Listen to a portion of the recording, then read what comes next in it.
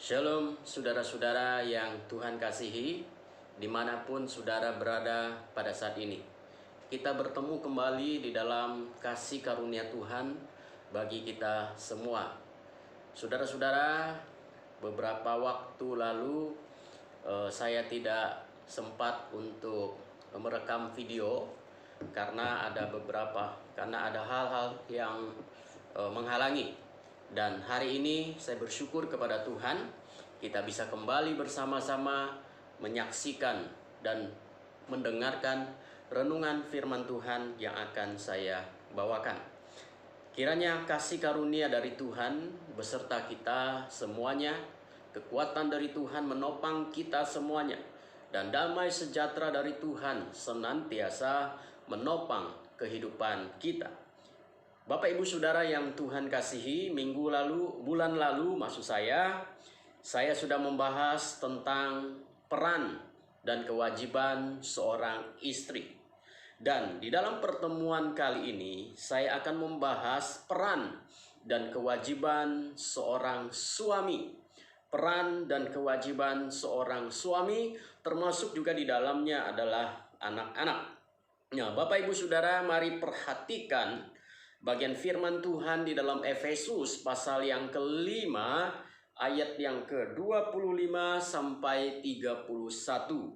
Yaitu di sana kita menemukan bahwa bukan hanya istri yang memiliki peranan atau kewajiban terhadap suami.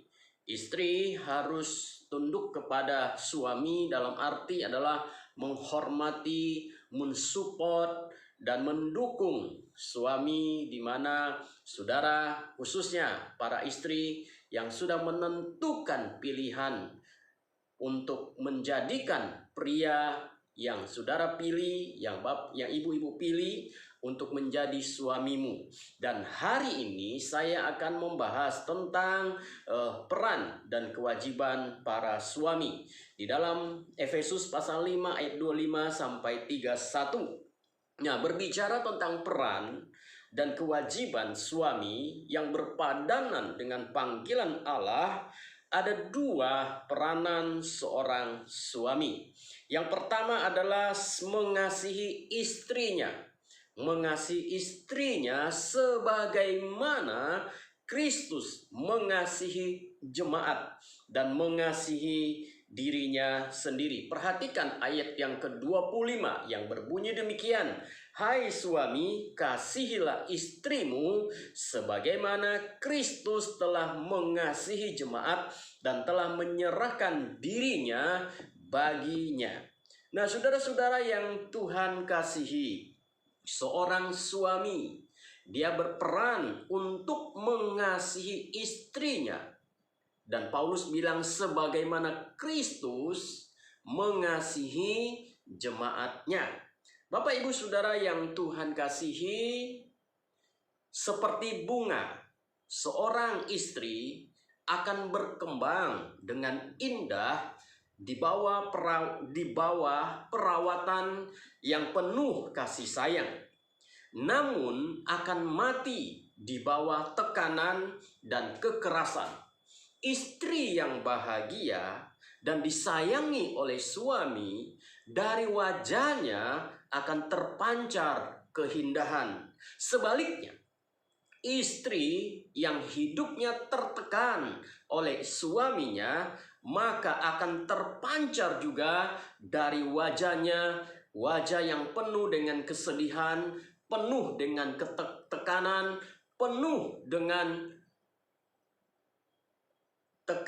penuh dengan satu ekspresi yang tidak bahagia.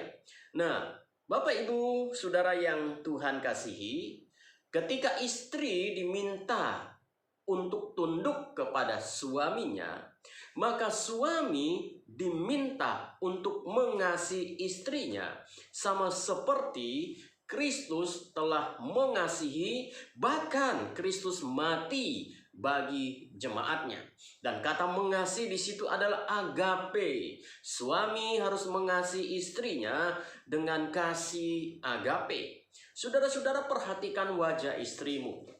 Apakah wajah istrimu penuh dengan seri-seri mukanya, atau penuh dengan tekanan? Apakah istrimu penuh dengan kebahagiaan, atau justru penuh dengan tekanan di dalam yang terpancar dari wajahnya?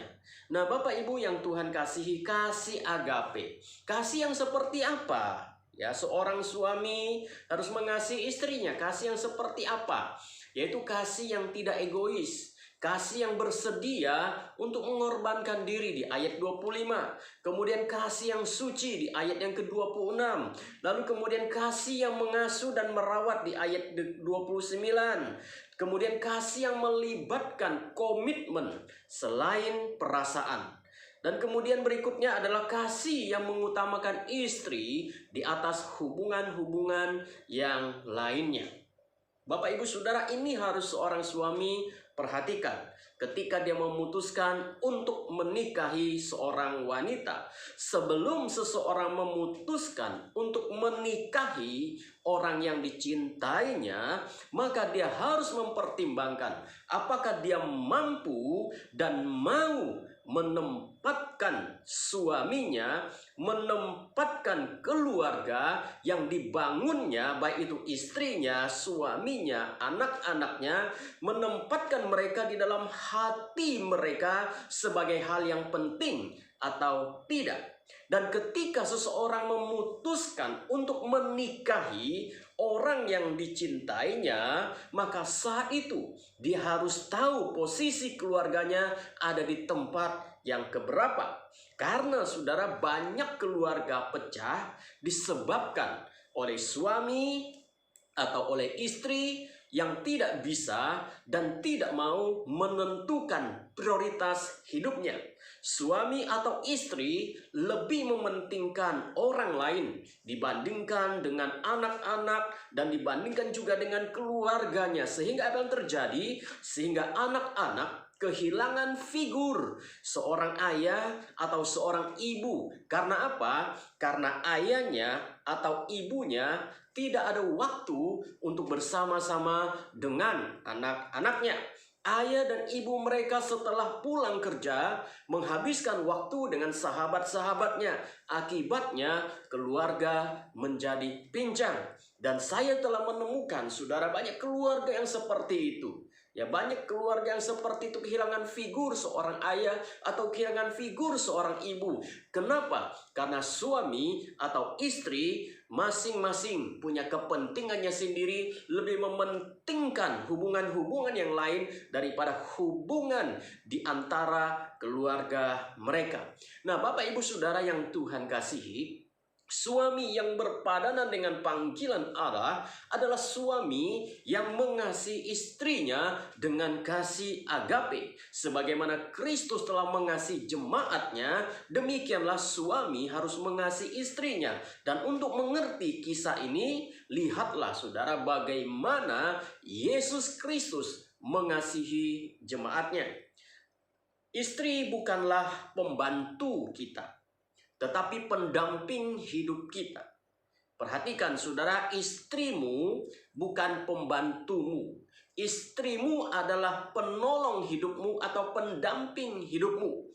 Namun saudara, berapa banyak atau betapa banyak suami memperlakukan istrinya sebagai seorang pembantu di rumah. Bahkan pembantu pun ada waktu istirahatnya. Tetapi saudara, justru kita melihat ada banyak suami yang memperlakukan istrinya seperti itu. Nah, Bapak Ibu Saudara, itu yang pertama. Peran tanggung jawab kewajiban seorang suami adalah mengasihi istrinya dengan kasih Allah.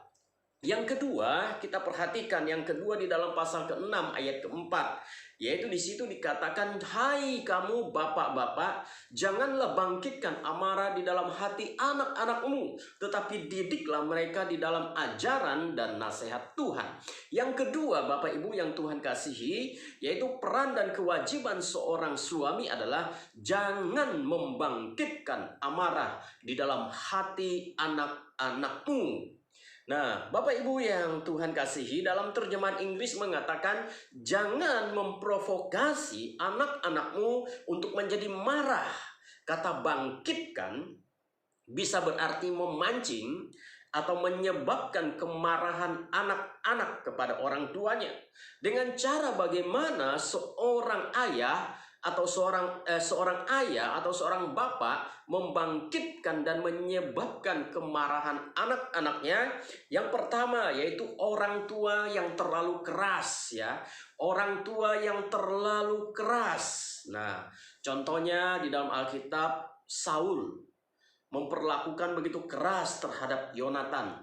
Di dalam 1 Samuel pasal yang ke-20, Bapak Ibu bisa membacakan bagaimana perlakuan Saul, kekerasan Saul, atau sikap keras Saul terhadap Yonatan. Lalu kemudian yang kedua yaitu bisa berarti orang tua terlalu lembek. Orang tua tidak berdaya menghadapi anak-anaknya. Orang tua memperlakukan anak-anaknya dengan sangat lembek. Nah, contohnya adalah Yakub.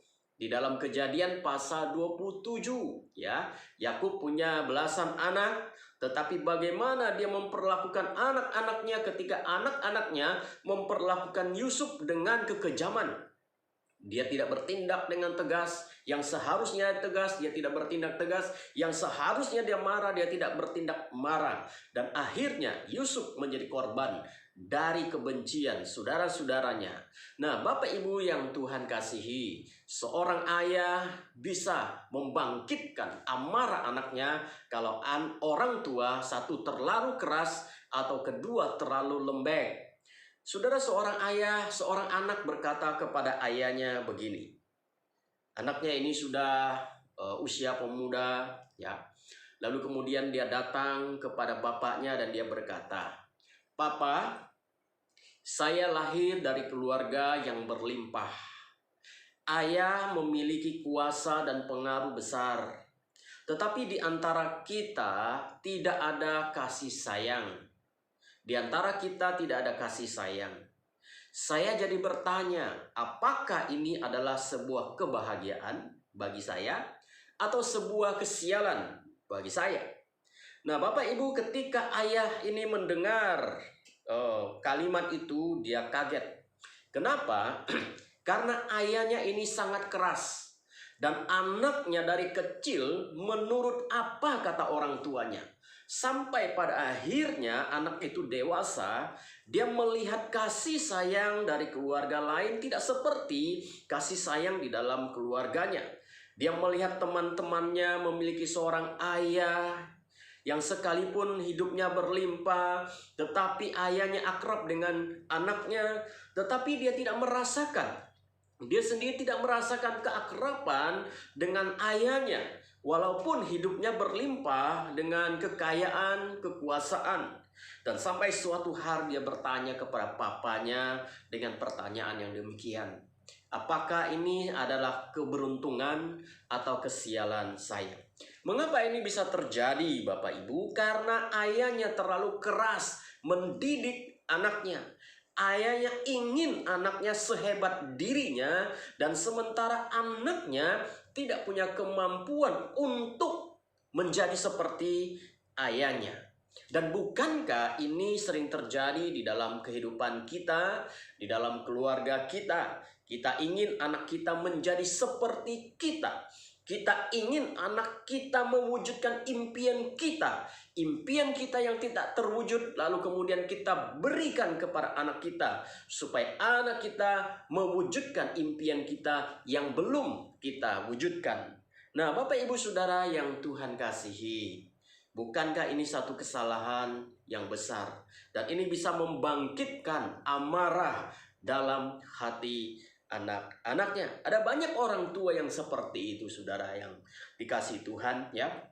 Ada orang tua yang ingin jadi pengusaha, tapi dia tidak bisa jadi pengusaha, dia menuntut anaknya jadi pengusaha. Ada orang tua yang ingin menjadi sarjana, dia tidak bisa menjadi sarjana, dia menuntut anaknya menjadi sarjana, padahal anaknya tidak bisa melanjutkan sebagai sarjana. Dia hobinya adalah bekerja, berdagang. Nah, Bapak Ibu Saudara yang Tuhan kasihi, ya. Jadi peran seorang suami adalah mengasihi istrinya dan tidak membangkitkan amarah bagi anak-anaknya.